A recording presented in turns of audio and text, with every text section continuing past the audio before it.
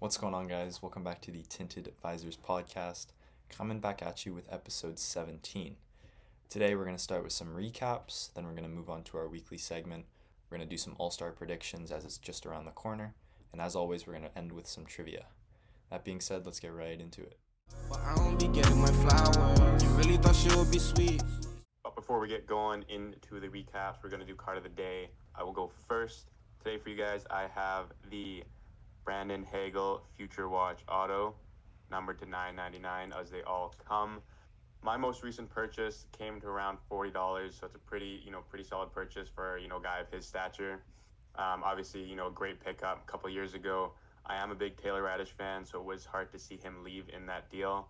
But bringing in Hagel, bringing in that grittiness, that hard work ethic, and, he's signed for the long term.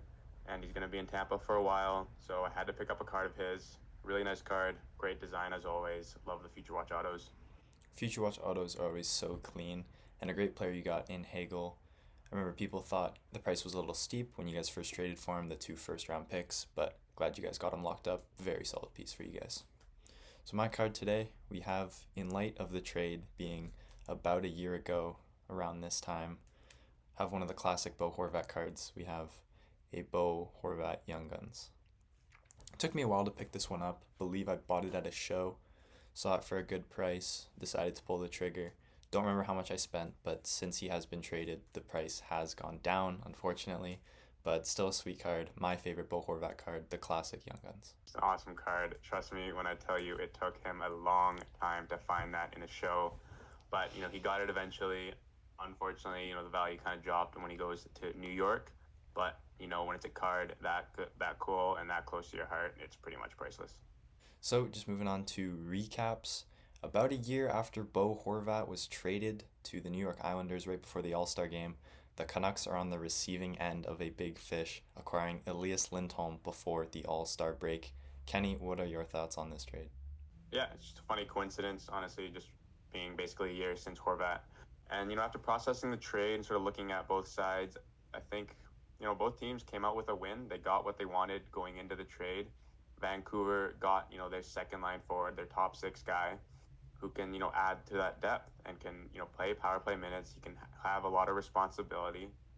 He has the potential to be a very good player. He hasn't shown it recently, but he does have that potential. Looking at what they gave up, I just think it's a little steep. Looking at Kuzmenko versus Lindholm, they have very similar point totals in the past 2 years combined. So having so many more assets on top of Kuzmenko is just a little confusing to me. They're giving up a first-round pick, which is always risky. For the Canucks case, you're hoping it's a late first-rounder.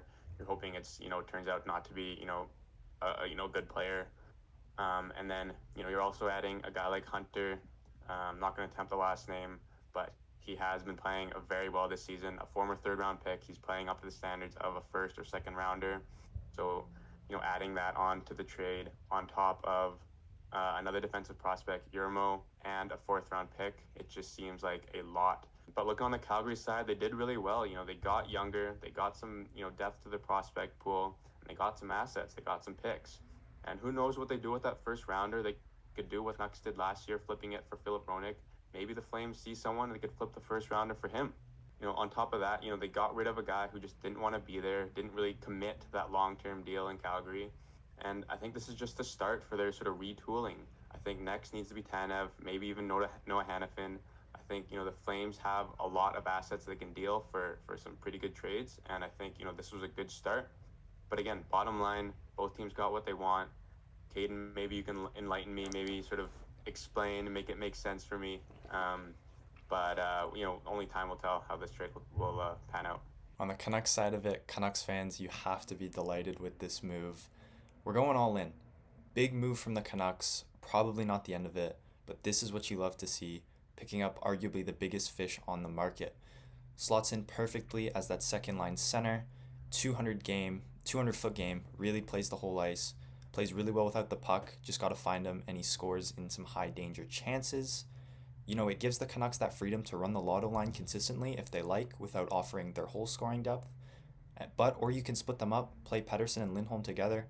Lindholm can not only play center, but he can also play the wing, something that Canucks were targeting.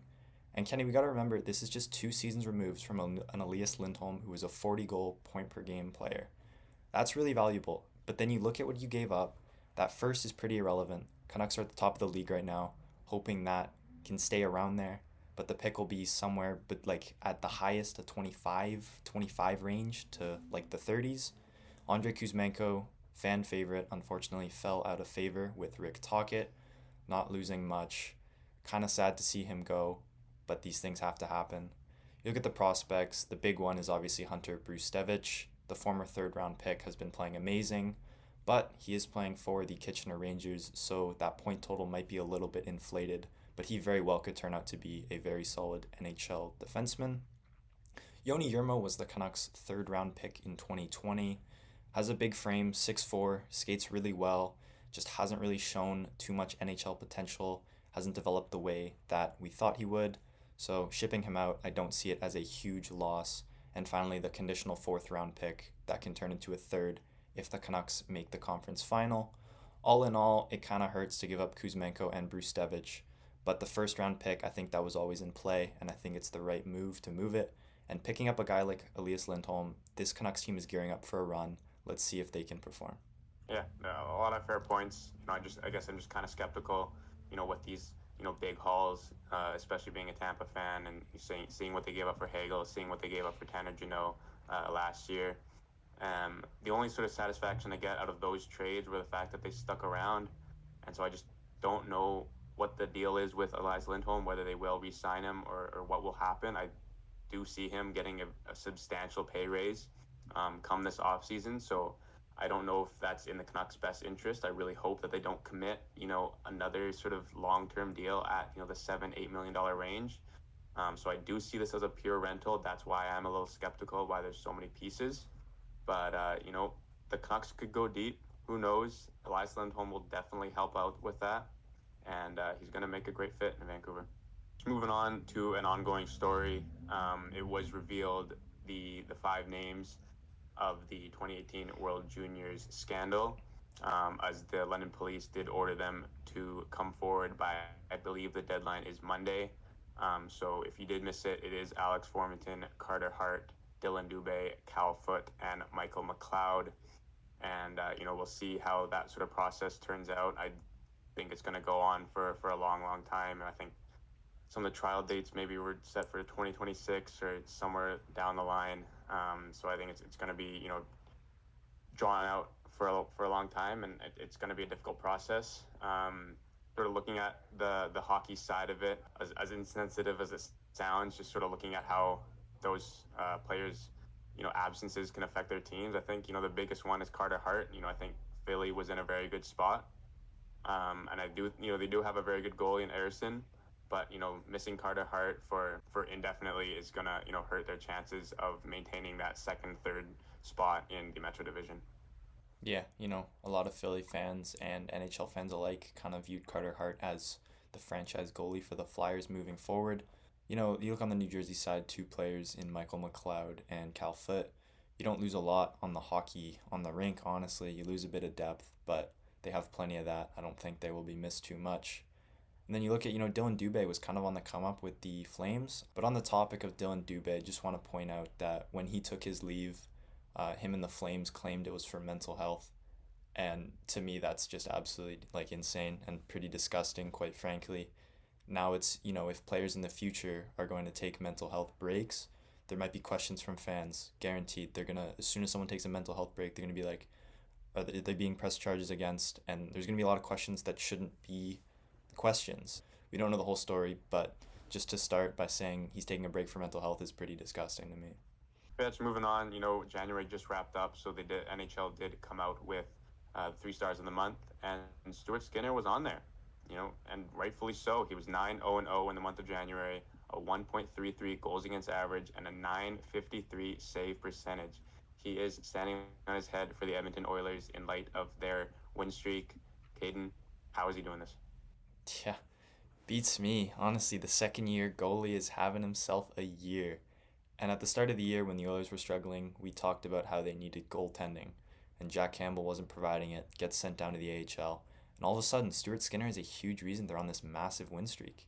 Like you said, 9 wins in the month of January, undefeated. He can carry them a long way. He's looked really good, hasn't made many mistakes, and he's been consistent. If he can keep this up for the rest of the year, the Oilers will be an absolute wagon going into the playoffs. Yeah, and we just finished talking about the Vezina Trophy last week. If you did miss that, make sure you go watch it. But I mean, he was not in in our conversation, but he certainly should be now. He's playing unbelievably, and there's no doubt in my mind he can keep this up. And if he does, he is for sure going to be one of the top candidates for that trophy. Just speaking about the players of the month, let's talk about the rookie of the month. With Connor Bedard out these days, other rookies are having to step up, and they're getting NHL's notice. Brock Faber is the rookie of the month for the month of January, part of the Kevin Fiala trade a couple years ago, and he is looking like a steal right now. 4 goals, 25 assists for 29 points this season. He's a +4 on, a subpar Minnesota roster right now, and he's logging almost 25 minutes a night. He is the real deal, and he's making a very good case for the Calder. Absolutely. He's been playing out of his mind. And the most viral picture of Brock Faber is that one when he's in the stands for the Minnesota playoffs, celebrating against the glass with Kirill Kaprizov. And now he's on the ice with him. Pretty crazy turn of events, but yeah, like you said, almost 25 minutes a night. There was a week there where he was logging 30 minutes, 33 minutes a night in, night out. He's an absolute workhorse on the back end for the Wild, and they got a good one. I'd say it's a big win-win trade looking back on that Fiala trade. Yeah, and just speaking of the Calder, we're going to slide right into our award predictions. Talked about Brock Faber already. Some other guys for the Calder. Can't leave out Connor Bedard. Has missed the past couple of weeks. He'll miss a couple more. But he's got 15 goals, 18 assists for 33 points. He's been limited to games. And, it looks like it's slipping away because he's not playing right now. But when he comes back, if he puts on a tear, I think he could, still make a very strong case for the Calder. With him being out, for another 5 weeks, I believe, the Calder race is wide open. But if he comes back, keeps performing the way he does, I do believe he's still a lock for the Calder. We talked about Faber. Let's talk about his teammate up front, Marco Rossi. The former top 10 pick has been playing really well this year, has 13 goals, 15 assists for 28 points. Little less than Bedard in a little bit more games played. But if he can keep this up, maybe he outpaces Faber and Bedard's out for a little longer than expected. He could very well slip his way into that Calder conversation. Yeah, the Wild are dealing with, the cap buyouts of Parise and Suter still, and they need those guys on those entry-level contracts to really step up, and that's exactly what he's doing. He's logging, second line, first line minutes, and he's doing really well. Another guy kind of slipping away out of the Calder race right now, and just because of injury, Adam Fantilli, unfortunately, is going to be out for the next 8 weeks with a skate laceration. He had very promising stats, 12 goals, 15 assists for 27 points on a very, very poor Columbus roster. Just unfortunate. That makes all 3 of the top 3 draft picks this year have been out with injury at some point in the year. Very unfortunate coincidence, and it looks like the race is over for Fantilli. Unfortunate end to the Calder race for Fantilli. He will be back in time to get some more reps in at the end of the season, but his Calder chances are gone. The 3rd overall pick played really well this year, really hard on the forecheck, great nose for the net, and he'll be a very solid piece for Columbus in the future. Yeah, those are our Calder picks. Obviously, so much can change between now and the end of the season, so let us know who you have winning the Calder, and if you have any disagreements, voice your opinion. Going over to the next award prediction, we have the Norris. And right now, it's looking like a 2-horse race between Quinn Hughes and Cale Makar. And right now, I think Quinn is leading the way. 49 games played, 12 goals, 50 assists, over 1 assist per game for 62 points. He's a +34, and he logs almost 25 minutes a night. Caden, you watch him more than me. What is your take on Quinn Hughes? To me, he is the runaway favorite. Watching him night in, night out, he's really stepped up his defensive game since coming into the league. So it's not just that offensive prowess, he has that defensive ability as well. Him and Hronek have been one of the best D pairs in the league, and in large part was because of Quinn Hughes. Quarterbacks that Canucks power play, flanked by Petey and Miller, explains the amount of assists. But yeah, Quinn Hughes is everything you want in a number 1 D-man, and definitely a Norris candidate for years to come. Yeah, you touched on, his defensive game, and the Norris has lost a lot of credibility in the past few years, sort of just giving it to whoever has the most points, notably Erik Karlsson last year, just because he had 101 points, had a very bad defensive game. But that's not the case here. Just because Quinn Hughes has all those offensive points does not take away anything about his defensive game. He is a very good two-way defenseman. Cale Makar is coming up close, looking like second place right now, but a lot could change. 44 games played, 12 goals, 46 assists, again, over an assist per game. He's got 58 points, plus 12 on the year, and he's logging 25 minutes per game. Caden, what are your thoughts on Cale? I mean, all hail Kale. Took the league by storm, and he has not looked back since then. Just another year for Cale Makar. Great stats, like you said, and logging almost 25 minutes a night, doing all that. Huge piece for the Abs, the clear-cut number one D-man on that team. Surrounded by great players as well. Nathan McKinnon, Mikko Rantanen, even Devon Taves. Just a great team, great player, and this really is a two-horse race. I don't really see any, a lot of D-men are having great years this year. We're going to talk about some. But, to me, this is definitely a two-horse race and could go either way depending on who has the better second half. Yeah, and just touching on some, defensemen who could sort of make a case. Noah Dobson, we've talked about him time and time again. Great season so far, 52 points in 49 games played. And Victor Hedman, sort of a resurgence. Last year was an off year for him, but he's got 50 points in 48 games played. With all the injuries they have in Tampa, he's been, their best defenseman for, all season long. And, he can make a strong case. A dark horse for us is Evan Bouchard. Caden, we've talked about the Edmonton Oilers a lot. How important is Evan Bouchard to their success? Oh, he's been a key piece of their success so far this year, Kenny. Like most number one D-men are, he is the quarterback on that power play, letting some absolute heavy slap shots go from the point. But he's been great. Really has emerged as a number one D-man that Edmonton really needed and has stepped up. He's logging a lot of ice time, he's playing a lot of minutes, and he's playing some key minutes as well. This is what you love to see if you're Edmonton. Not as elite as, a Cale Makar or a Quinn Hughes, but a very solid number one D nonetheless. Yeah, we'll see what happens, years to come. Obviously, a lot of money is tied up in a guy like Darnell Nurse, who was supposed to be the number one guy, but they're going to have to pay Evan Bouchard eventually. Who knows where that money will come from, and who knows what will happen. But those are our Norris candidates. Like we said, two-horse race. It could open up. Who knows what happens. Defensive race is always fun to watch. We'll see if any of these guys can hit 100. Caden, do you think either of them could? Do you think both? They're both on pace, and this is Cale Makar and Quinn Hughes we're talking about. They have the pieces around them to succeed. And honestly, maybe a little bit of a hot take here, but I do believe both of them smash 100 points. There's no reason for them. They've shown no signs of slowing down, and there's no reason for them not to, so I think Cale and Quinn both surpass the century mark. Moving into some fun predictions, we're going to talk about the All-Star game. Obviously there is a skills competition going on this weekend, and there are, a lot of categories. Only 12 players are participating. In my opinion, that's a great decision. I don't want to see, Tom Wilson try to snipe the puck or a guy like Boone Jenner. But let's get it going right away. Fastest skater, hard not to include McDavid in this conversation.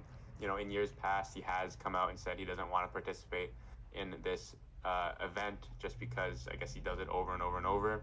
But I think he's the favorite to win. There's not much to say about it. There are some fast guys here, but McDavid time and time again shows how much speed that he has, so that would be my pick.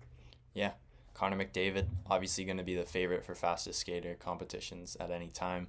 Matthew Barzal coming in a close second, the native from Coquitlam, BC. I think he does have a legitimate shot to kind of win this whole thing, but I like a long shot. I want to talk about the two longest odds.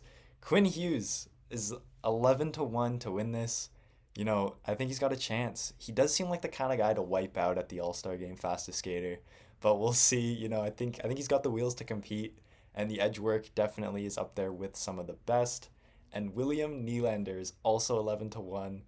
Maybe that Toronto crowd really gets him going, and it propels him to victory. Who knows? We'll see. Super fun event. Always great to watch. Yeah, we'll see what happens. Honestly, Quinn has, he's got the quick footwork. Just I don't know about the shorter strides. I don't know if that'll impair him. Willie Nylander, it will be fun to see. I don't really see him as a speedy kind of guy, just more of a skills guy. But going to the hardest shot, we have a guy who's already won it, Elias Pettersson. We've seen his one-timer, we've seen his slap shot, we've seen what he can do with the puck, and I think he's got to be the favorite going into it. As long it's so up for grabs though, just because you can get the wrong connection, you could get hit ice first or whatever. Um, but PD for me, I think he's a lock. The reigning champ from last year came out of nowhere in an event notoriously filled with D-man. There are very few forwards, and PD came out last year and competed and ultimately won it. So, I'm going to pick PD as well. I do think he can go back to back. Just with the field, I think it's hard for him not to win it. But we'll see. A guy like David Pasternak could come out there with just, his wicked 1T on the power play as well and just absolutely tee one up and, maybe steal the show from PD. Yeah, a lot of guys could come out and rip 100 plus.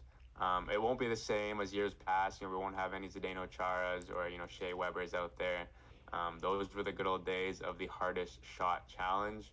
But I'm sure these guys are going to put on a good show. Moving over to the accuracy, who is your pick? Accuracy shooting, it's easy to say McDavid over and over again.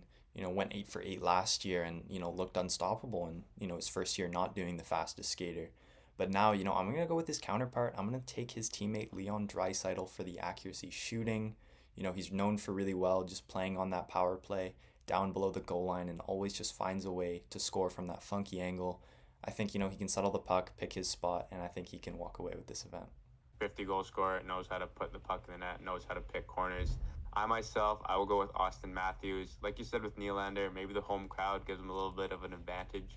But, he's got that, curl and drag shoot shot. And, he can pick some corners pretty darn well. So we'll see what happens coming out of that challenge. It's always, sometimes it's always surprising. Some random player pops out with 4 for 4, 8 for 8. So we'll see what happens. Going over the passing challenge, I got to back my boy Nikita Kucherov, one of the league leaders in assists this season. When he's not under pressure, his passes are basically 100%. Watching a lot of his games, he does make a lot of stupid plays, stupid passes, but that is under pressure. So I think, in a more relaxed scenario, he's got this challenge on lock. Yeah, great pick. Nikita Kucherov obviously has been one of the best passers in the league for years now. But you're going to back your boy. I will back mine. Quinn Hughes. We just talked about him, quarterback in the power play. We talked about his vision, finding open guys and just seeing stuff that other players can't. And, when he settled down, just relaxed, no pressure, I do think he can make these great first passes. He does it in the game. Let's see it in the All-Star competition, but Quinn Hughes to win the passing challenge. I know it'll be a blast to watch. Those are our picks. This will probably come out after the skills competition happens, so we'll see how right we are or how stupid we sound. There are a few more challenges we didn't really go through, but the skills comp, it always brings a lighter side to the game. Should be fun to watch. Absolutely, always entertaining, never fails. And what I like the most about it is we pick some favorites for these competitions, but almost always there's someone that comes out of the woodwork and just kind of shocks everyone. A guy like JT Miller could, win the one-timer challenge, and that's the beauty of the All-Star game, right? It's just kind of, it's not always going to be the better skater, the better shooter who wins. It's just kind of who was better on that day. All right, outright winner, $1 million cash prize. Caden, give me your, could be funny answer, could be a serious answer. Who is your pick? Oh, it looks wide open. And, I think the easy answer would be to say a Toronto player, just in the hometown, really makes sense for the storyline. It's also really easy to just back a Canuck player. But you know what? I think I am going to stick with that route. I'm going to back a Canuck player. I'm going to take Elias Pettersson to win this outright. Jack of all trades, really. Isn't as fast as the top guys, but accuracy shooting, he's there. Hardest shot, he is right there as well. And the one-timers, could, sneakily make his way in there. Surrounded by guys like Matthews and Pasternak, I think he flies under the radar and takes this one home.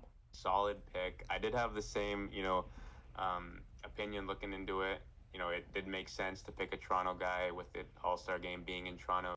I honestly don't know who my pick is. Let's just throw a name out there. We'll go with Nate Dogg. I think, he's got, a lot of great skills in his skill set. And he could walk away with it, but like you said, it's always a surprise, and it's the surprise that makes it a good show. I mean, yeah, you mentioned Nathan MacKinnon. I don't think we mentioned his name for any one of the events we talked about. So you talk about surprise, it might be right there. Talk about flying under the radar. Nathan MacKinnon could walk away with it at the end of the day. Alrighty, guys, it is trivia time. I will start things off right away. Caden, there are 9 teams in the NHL who have never picked first overall in the NHL draft. I would like you to name all 9 teams. Yeesh. The one condition here is you have 1 life. If you get it wrong, but you tell me if you get Okay, it wrong, yeah. gets the wrong team, but you tell me who that team picked first overall, you get that life back. Beauty. All right, let's get it going. We'll start 9 teams. with the Vancouver Canucks in the 1. That is correct. Okay. We'll stay in the Pacific Division. We'll go with the Calgary Flames. Calgary Flames is correct. Yeah. There we go. Okay. The Seattle Kraken. 3 for 3. That was a little bit of an easy one. Vegas Golden Knights. 4 for 4. Okay. Give me the San Jose Sharks. I will give you the San Jose Okay, Sharks. okay. There you go. Give me the Winnipeg Jets. Think about where they came from first. So do I have to guess the player they picked first now? Did they pick Kovalchuk first overall though? They did, yeah. There you Okay. go, Yeah. Okay. We would have lived. We're fine. Okay. I'll take the Dallas Stars. The Dallas Stars is incorrect. Oh no. The Minnesota North Stars in 1988 had the first overall pick. Mike Modano. It is Okay. incorrect. Okay. Okay. Stay alive. Okay. Arizona Coyotes. That's also incorrect. Oh, I got this. Dale Howardchuk? It is Dale Okay. Howardchuk. You stay alive. Okay. We'll say the Minnesota Wild. I will give you the Minnesota Okay. Wild. The Nashville Predators.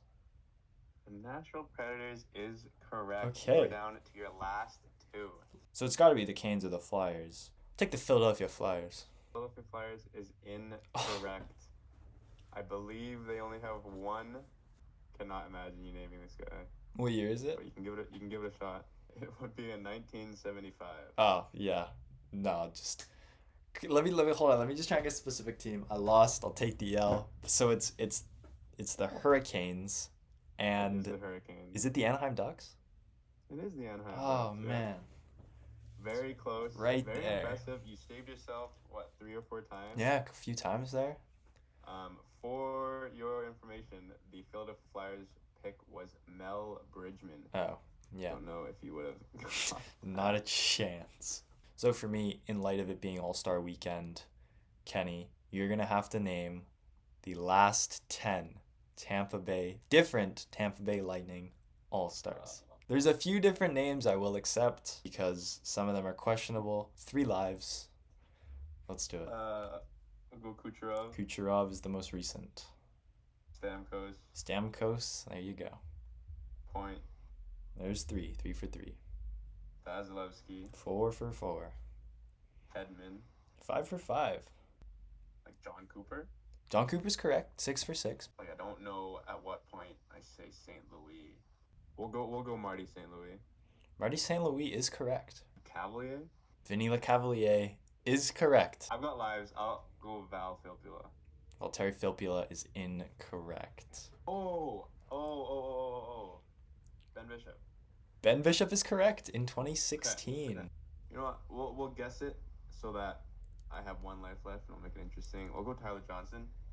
Tyler Johnson is actually correct. Is he right? Is he Yeah. right? 2015 All-Star Tyler Johnson. Wow. There we go. Alrighty, my next one for you is one that you did not too long ago. We're gonna play Wavelength again. Okay. So whenever you're ready, you can close your eyes. You guys at home can play along. This is my number. Caden, you can ask away. The one condition is you cannot ask the same questions that I asked when I played. Sure. Kenny, give me a year for like a Stanley Cup final series. We'll go 2018. Okay. I think, pretty good story. The Caps beating, the Golden Knights, the new team. It's a pretty good one, Ovi winning his first. I don't know how many games it went. I think maybe 6. I think it went to game 5. Oh, was it just 5? Okay, the Caps were so dominant that year. Okay. Only 5 games. There are definitely some better series. I'll stay around like a 5 or a 6 for now.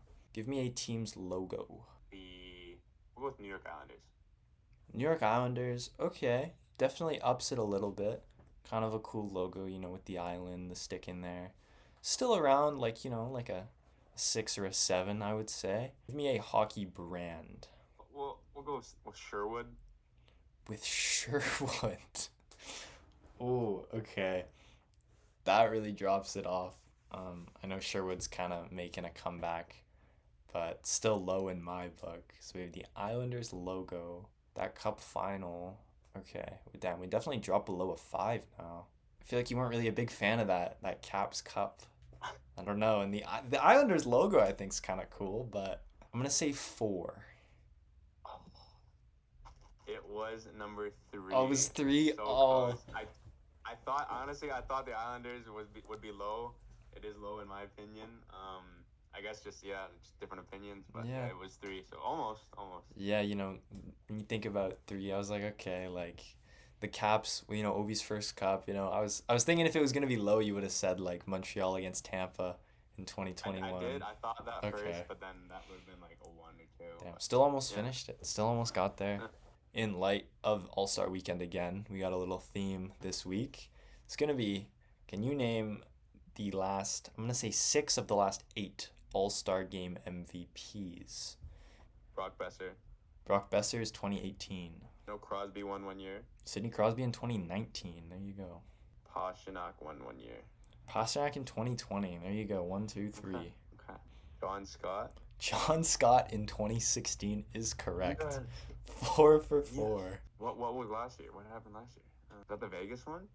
Yes. I stopped watching after the skills comp. I feel like there's 2. I feel like Elias Pettersson won one. Elias Pettersson is incorrect. Oh my God, Wayne Simmons. It is Wayne Simmons. Yeah. Cale Makar. Kel McCarr's incorrect. 1 line. Okay. That was dumb. Hey, if you want, I can give you the 2015's career path. Yeah, the winner in 2015, I'll give you his career path. Because you didn't watch the past 2 seasons, so you wouldn't have a clue. So maybe with this career path: Minnesota Wild, New York Rangers, Columbus Blue Jackets, LA Kings, Ottawa Senators. Marian Gaborik. Yeah, it is Marian Did Gaborik. he win it? Or did he win it in 2015? Yeah. Yeah. It's crazy how fast you Who- get it who- off who- the who- career path. Winner in 2023 was Matthew Tkachuk, Ah, okay. and then Never 2022 really was Claude Giroux. I struggled a lot. No, I think it's funny how you get it right away off the career path. Thank you guys so much for tuning in. That's going to be all from us on episode 17. Thanks for watching. We'll continue award predictions next week. We might even do some, all-star review or anything like that. We'll definitely be tuning in this weekend. I hope you guys are too, and maybe we can hear some of your comments after the games. Yeah, absolutely. Enjoy All-Star Weekend, guys, and we'll see you guys in the next episode. But I don't be getting my flowers. You really thought she would be sweet. It's a whole nother level of sour.